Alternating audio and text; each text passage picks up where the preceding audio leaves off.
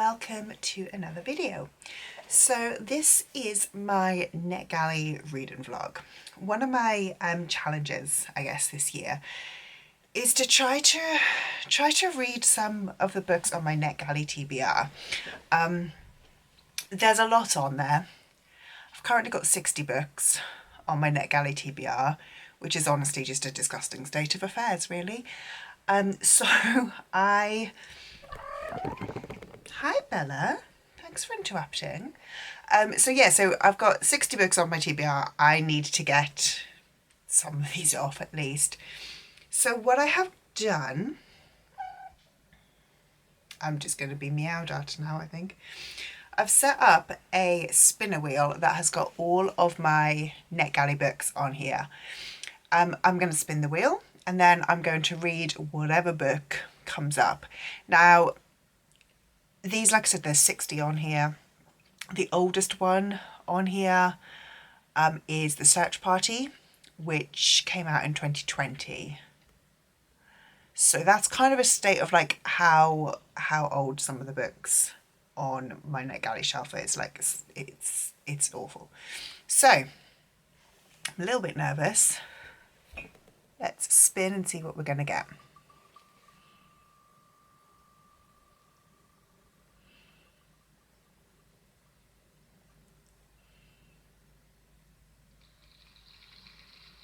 Yesterday Crumb. So that's Yesterday Crumb and the Storm in a Teacup or something like that. That is a middle grade. I'm going to go onto Goodreads and find what the actual synopsis of this book is. All I know is it's a middle grade. This is Yesterday Crumb and the Storm in a Teacup by Andy Sagar. So the synopsis says, Yesterday Crumb is no ordinary girl. She was born with fox ears that have cursed her to a lonely life working in the circus, and her origins are a complete mystery. But she is about to escape into the adventure of a lifetime when she learns that she's a strangeling who's lost her magic. Taken in by Miss Dumpling, the flamboyant tea witch, Yesterday is introduced to a magical walk-in tea shop filled with fantastical customers, a flying teapot turtle called Pascal, and powerful spells in every teacup.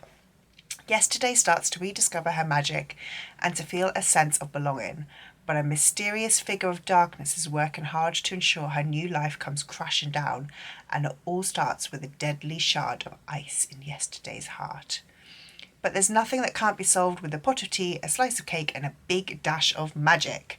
The first in a new fantasy series for readers aged 8 to 12 about a girl with fox ears who has never fitted in. With adventure and magic in every teacup, this is perfect for fans of the Strange Worlds Travel Agency and Starfell. Okay, it's not got very many ratings on Goodreads, but it is rated as a 4.27. It's only 300 pages. So that's actually quite long, I think, for middle grade. But that will be the first book on my Netgalley vlog. So I am, as usual, starting this vlog late. It's Friday today. I'm currently still working on Lady Midnight, which I'm reading for last week's vlog. That vlog needs to go up on Sunday. I'm halfway through Lady Midnight. I've got another 300 pages left to go, so I need to finish that one ideally today or tomorrow. I've got another book that I need to read this weekend for work, so I might not start Yesterday Crumb until Sunday or Monday. That does mean, again, I'll have probably like 4 days to like run this vlog rather than a week, so I don't know if I'm going to get more than just the one book read. In an ideal world, I'd try and read 2 or 3 books in the week, if possible. But again, I don't know if that's realistic this week, just because again I'm behind. Yay! But that is my Netgalley reading vlog to start with. I'm hoping that I'm going to enjoy Yesterday Crumb, and if nothing else, it will get it off my Netgalley shelf. Let me know if you've read this book as well, and also, what's your Netgalley number? Please, can someone make me feel better about myself here? Thanks. Hello. So, this is my first update for Yesterday Crumb and the Storm in the Teacup, or Teapot or something. So I'm about 30% through of the book so far. not loving it. It's a middle grade, but to be honest, I do really enjoy middle grade. So that's like not the problem. My issue with it is it seems like it's got inspiration from so many different sources, but hasn't kind of done it well. So for example, at the beginning, there's a quote like, "It's a truth universally acknowledged that," I think it's then like that, "a witch needs an apprentice," or something like that. I know where that comes from, you know where that comes from. I don't think an 8-year-old reader is going to get it, so therefore I don't think it's needed. And there's a couple of other, like I felt like there are a few links to Alice in Wonderland, which might be picked up on by like a middle grade reader. I'm also a bit like so Yesterday basically is a child who has fox ears and was living in a cage in a circus, got rescued, and now lives with a witch in a house with flamingo legs. Basically, she lives in Baba Yaga's house. It's a house with chicken legs, but they have changed the name of it to make it not be Baba Yaga's house. And I'm like you've taken this idea and you've not put your own twist on it. It feels to me like they've kind of stolen that idea almost.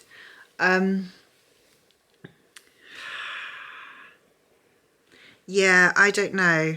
I'm not massively enjoying it. I did fall asleep for a little bit while reading it. The book is by someone called Andy Sager. Yep. That makes sense. I was going to say it feels like it's been written by a white man. Here is Andy Sager's Goodreads profile. I would say yes, it has been written by a white man. Just in the way that the story's been written, that it's kind of taken inspiration from places without kind of calling it inspiration. It's kind of almost just, it almost feels like it's stealing ideas. It's reminding me of The Beast in the Bethany, which book 1 I really, really liked. Book 2 I hated it so much. It offended me. I hated it that much. But it's got but I feel like Yesterday Crumb has got a similar sort of writing style and a similar sort of tone, both of which are written by youngish white men.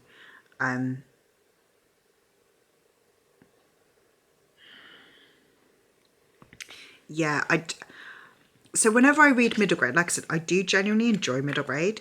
So I read it for my own enjoyment, but I also think, what would whatever one of my nieces or nephews are like at that correct reading age at the time be thinking? And I have a niece who is 7, and I wouldn't give this book to her. And that for me is kind of like where I get to like, yeah, it's not for me. I'm going to carry on. Again, it is a Netgalley book, so I do want to finish it so that I can review it and get it off my shelf. I've cleared quite a few off my Netgalley shelf recently, where like I've basically marked them as I'm not going to review them. So I don't want to keep on doing that, because that obviously impacts my overall Netgalley score. So we'll carry on reading. But yeah, so far the first 30%, and I'm not really a fan, unfortunately. Hello. So I am 63% through Yesterday Crumb. I think I'm going to try and finish it tonight, because if I finish it tonight, then tomorrow when House of Flame and Shadow arrives, I can just read that. Here is an example of the kind of irritating literary nods. Exit pursued by a dragon. Obviously a like nod to The Winter's Tale by Shakespeare, which again isn't something that your average 8 to 10-year-old who this book is written for would get. So why does it exist in here? Yeah, I'm still not really enjoying this book. I'm finding there are so many plot conveniences and plot holes and just things that don't make sense. And I know it's middle grade, it's magical, it's an adventure, it's fun, but that doesn't mean that things need to not make sense. I do strongly believe that the best middle grades, and there are a lot of fantastic middle grades, but their logic makes sense. This one just doesn't. They kind of these just jump from one adventure to the next adventure without any real link between them. They're not really, it's not really making sense of where they get, why they get from A to B, why no one is sort of, why the adults in charge aren't helping. So at one point they say that the adult in charge, Miss Dumpling, that she can't leave the tea shop, except at the beginning she left the tea shop to get one of the kids. So she's choosing not to, so the kids can have the adventures. And it's just little things like that which just frustrate me, because again, in my opinion, books for children, middle grade particularly, we shouldn't be treating children like they are stupid. We shouldn't be treating them as if they are not going to be able to understand the book and the text and the subtext in there as well. And we should be providing literature for them that uses their brains, and this doesn't. This is just frustratingly, like I said, the plot holes and stuff just really annoy me.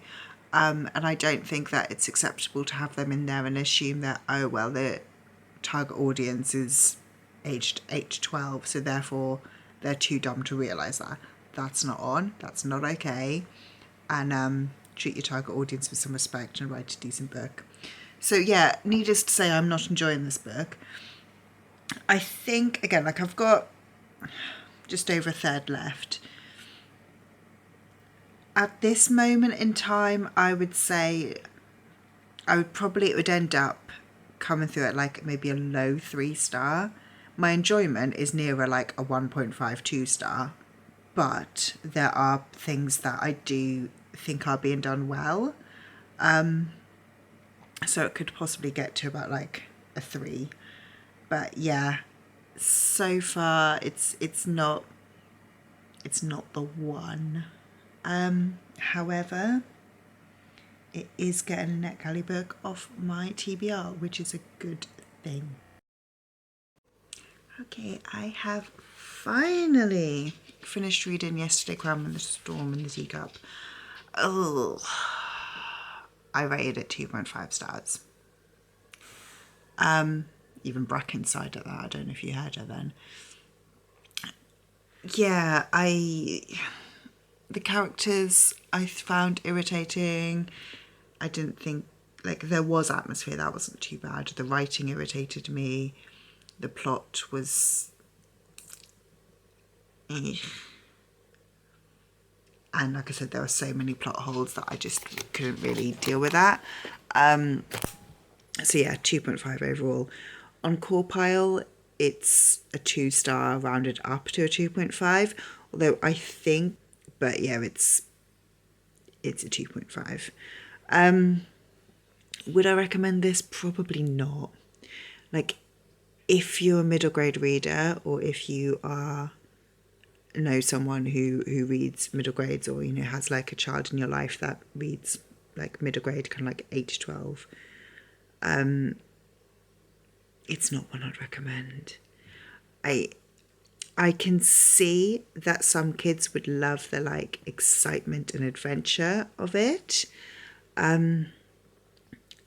I feel like there are better stories that have the same amount of excitement and adventure.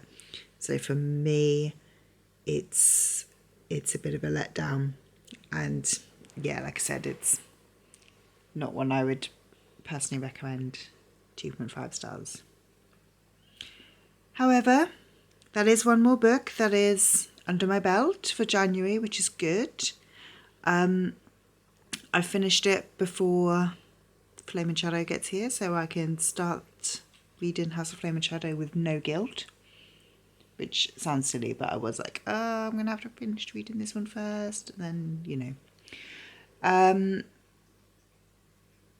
I've got another book off my Netgalley list, which is kind of the whole point of this vlog.